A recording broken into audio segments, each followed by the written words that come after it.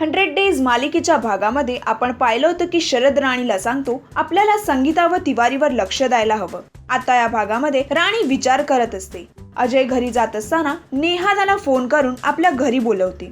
शरद संगीताला विचारतो तिवारी कुठे गेलाय व त्याला फोन लावायला सांगतो. तेव्हा संगीता नाकारते आणि शरद स्वतःच त्याला फोन लावतो. अजयला त्याच्या आईचे मिस कॉल आल्यामुळे तो तिला फोन करतो. राणी शरदला संगीताला आउट हाऊस मध्ये पाठवायला सांगते व ती गेल्याबरोबर तिवारीला घेऊन यायला सांगते.